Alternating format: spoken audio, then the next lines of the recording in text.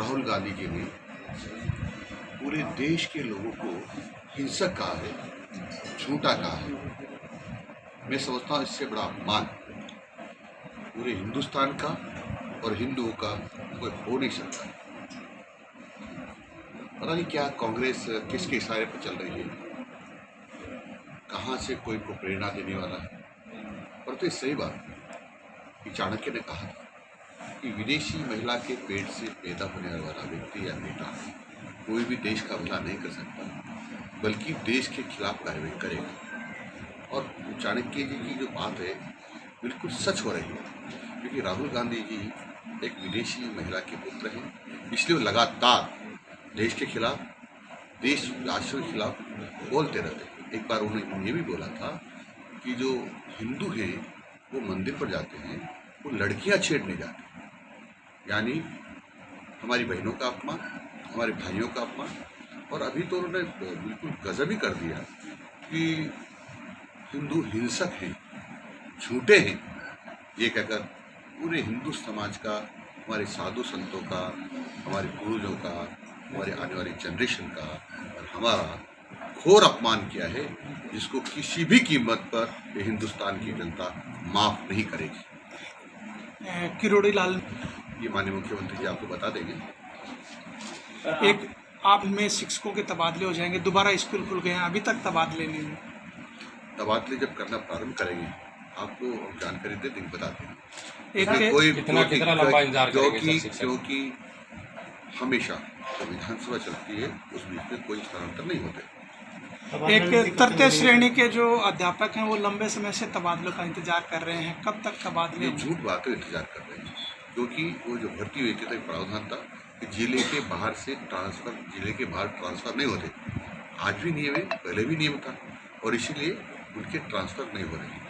फिर भी उनकी पीड़ा को समझते हुए मंत्रिमंडल विचार कर रहा है, जैसा भी निर्णय होगा उसके हिसाब से कार्रवाई होगी। एक हर सरकार का बड़ा मुद्दा रहता है तबादला, जानकारी देंगे कि आज से हम लागू कर रहे हैं। झुंझुनू डीओ ऑफिस राजनीति का अखाड़ा बना हुआ है। अध्यापक डीओ के खिलाफ मामला दर्ज करवा रहे हैं, डीओ अध्यापकों के खिलाफ, और नामांकन मेरी जानकारी में आज आया है जो भी दोषी होगा उसके खिलाफ सख्त कार्रवाई करेंगे। एक सरकार ने डेपुटेशन रद्द, तो 1 जनवरी के पहले से डेपुटेशन जमे हुए हैं, उनको ढूंढ के निकाल रहे हैं और उस डेपुटेशन को निरस्त करेंगे। एक पोषण को लेकर जो इस तरह का लापरवाह अधिकारी, ऐसा नहीं एक्सपायर हुआ है, मैं अभी बताता हूँ आपको, क्योंकि बहुत सारे बच्चे इस पाउडर के दूध को पीते नहीं हैं, उसके कारण से हमारा पाउडर बच जाता है।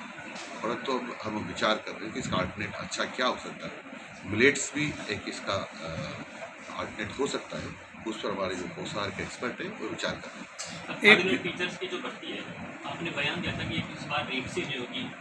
हमने ये कहा था इस पर विचार करेंगे, ताकि उनका बहुत सारा 3-4 साल जो बेकार हो जाता है वो बेकार जाता है। तो इस पर हमारे एक्सपर्ट और हम सब मिलकर विचार कर रहे हैं, कोई लीगल प्रॉब्लम तो नहीं है। रीट एग्जाम कब होगी सर? जी कांग्रेस ने पाप किया ना, जो कांग्रेस ने पाप किया है जी, उनको ठीक करने का हमारा प्रयास है। तो फिर भी कब प्रस्तावित तिथि कोई? आपको तुरंत बताएंगे, ऑर्डर निकालते हैं। सरकारी स्कूलों में नामांकन वर्दी के प्रयास तो होते हैं, मगर अध्यापकों की उदासीनता के चलते नामांकन वर्दी नहीं हो पाती है। निजी स्कूलों के गुणवत्ता में उनके पास संसाधन में भी इजाफा है, फिर भी नामांकन वर्दी नहीं हो पा रही है। बहुत से स्कूल ऐसे हैं जिनमें 0 से 5 तक के नामांकन है। देखो उसके कई कारण हैं। एक तो कई जगह मैंने देखा है कि 200-200 मीटर की दूरी पर विद्यालय खोल दी, जिसकी जरूरत नहीं थी, सस्ती लोग पे पैक तो वहाँ तो नहीं बढ़ सकते। और धीरे धीरे जागरूकता बढ़ रही है, लगातार सब माँ बाप चाहते हैं कि अपने बच्चों को पढ़ाएं, इसलिए कम से कम अब नई भर्ती होती है। जो पैदा होते हैं उस लायक हो जाते हैं उम्र के हिसाब से, उसमें जरूर वर्दी होती है, वो तो जरूर वर्दी होती है, लेकिन जैसा हम सोचते थे कि जो लोग अनपढ़ रह गए उनको भी ढूंढ के लाएं, वो वर्दी कम होती है, क्योंकि कम लोग रह गए, सब माँ बाप जागरूक हो गए कि अपने बच्चों को पढ़ाएं। क्या भी करेंगे, और जो जबरदस्ती डीमर्ज करते हैं उनको डीमर्ज भी करेंगे। जो सरकार के नियम बने हुए हैं कितनी दूरी पर कितने बच्चों पर विद्यालय होना चाहिए, उसके हिसाब से कार्रवाई करेंगे। एक अंग्रेजी बंद करने की किसने कहा? अंग्रेजी विद्यालय खोले। एक बेवकूफ़ का नाम बता दो जिसने ये कहा और खोला हो एक विद्यालय बता दो जो अंग्रेजी खोला। इन्होंने नाम बदला है, एक विद्यालय नहीं खोला, न जिसके लिए कमरा बनाया, न जिसके लिए अध्यापक लाए, और एक बोर्ड लटका दिया, अंग्रेजी विद्यालय हो गया। अंग्रेजी विद्यालय वैसे हो जाते हैं क्या?